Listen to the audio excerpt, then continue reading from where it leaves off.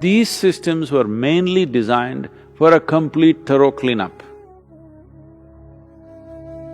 Whatever the unpronounceable South American stuff, or with an LSD, or a drug, or whatever else, if you simply sit with your eyes closed, don't mess with your mind, you will become millionfold of ayahuasca.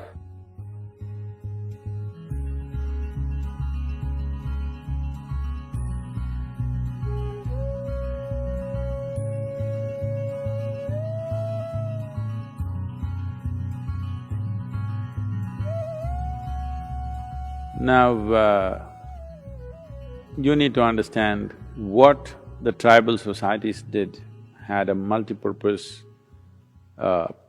intention. When it's not just in South America, there are such things in India also, which are maybe not of the same species of plants but are of different nature, that a full cleanup happens. This was very essential for people who lived in forests, because if you live in nature, suppose you go out and live in a jungle, the number of parasites which live in your body will multiply, the variety and the number will multiply manifold. Recently there is a study which has been published which says there is a particular kind of parasite which is mainly present in the cat's excrement. If you played around with the cats and cat's excrement was around you, it is very much possible that this parasite is within you. This is not the only one. If you really put this under the scanner, there are many parasites, many of them. So once you live in nature, exposed to natural elements, the number of parasites which will reside in the body will greatly be enhanced. Some parasites could be dangerous to life, some parasites could cause damage to the system, but most others don't. They subsist on you and they also contribute something, so the body doesn't fight them too much and it goes on, the affair goes on without you knowing about it. That's okay. But over a period of time, as their numbers increase, they have to be cleaned up. So these systems were mainly designed for a complete thorough cleanup.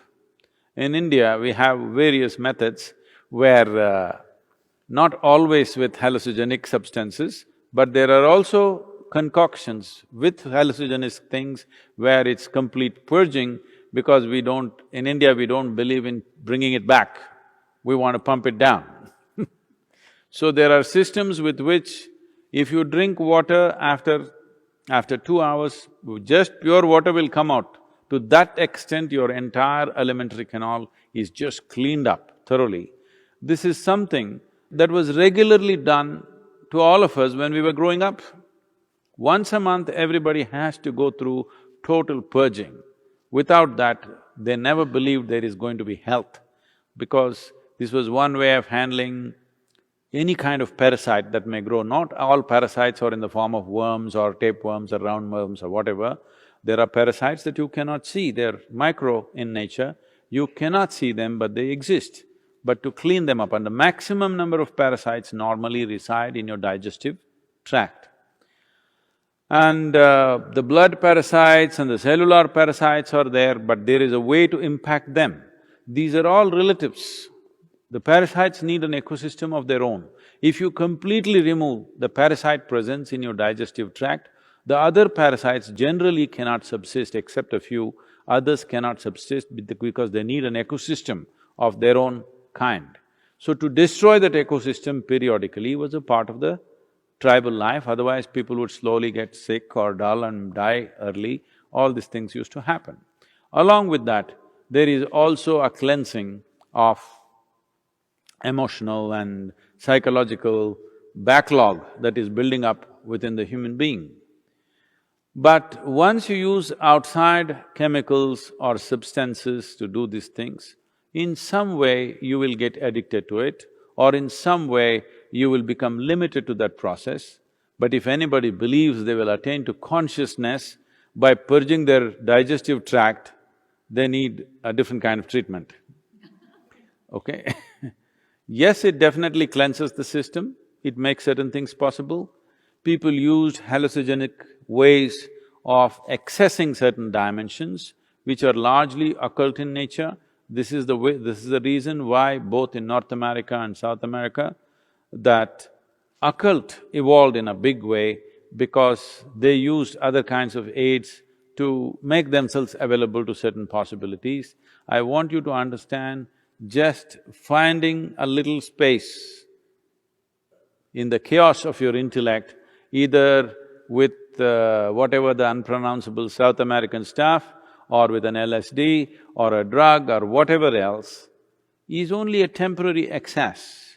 And most of the time, this may leave you completely debilitated, because one excess of a heightened experience and after that back on the ground, you will be broken.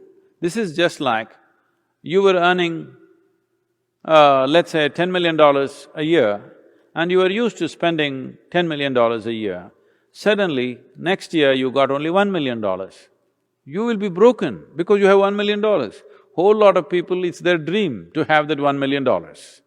So, if you rise without earning it, by breaking the mind with chemicals, somehow you rose to some experience and then you came down, then you will see you will be far more miserable than ever before.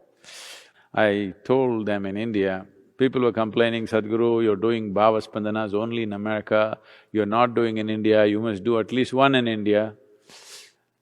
Then I said, for all of you who already done the BSP, minimum 3 times, I will give you one super BSP.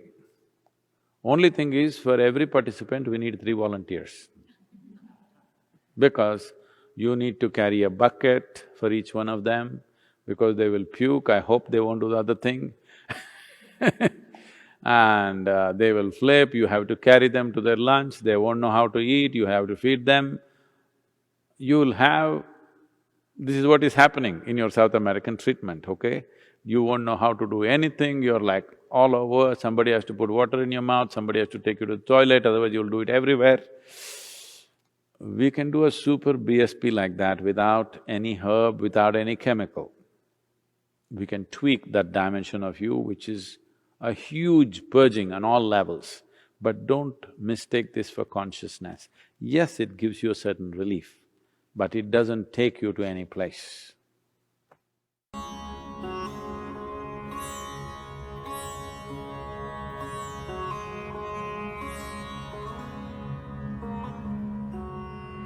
First of all, it's not a shortcut, it's a very long drawn-out process of endless puking and getting your intestines out, literally. I am talking about a shortcut. If you simply sit with your eyes closed, don't mess with your mind, you will become millionfold of ayahuasca, okay? You should just learn how not to mess with your mind, that's all. So, somebody wants to put a chemical and beat your mind down totally and give you some experience. See, please understand, you're walking on the street, if you take a stick and hit you on the head, that also will give you experiences, do you know? No, I'm not saying just of pain. People go through various levels of hallucinations when they're unconscious. Some people have pleasant experiences, some people have very unpleasant experiences. The same happens with this South American treatment also. Some people have such a bad experience that they never again want to go there, some people like it. So even if you bang your head on the wall, it can happen, because all it needs is that you're out of your memory sphere, that's all. You're still conscious, but you're out of the memory sphere, you will explode. So how to separate you from your memory? Shall we do it with chemicals or shall we do it with awareness is the only choice we have. Either we can do it with devotion or intensity of emotion or energy or awareness, we can do this. Now, chemicals if we use also, people have used LSD and felt fantastic, okay, they vouch by that. You are a bit too late. I come from a time when everybody around me was on it, all right? But I was on something else, which all of them wanted.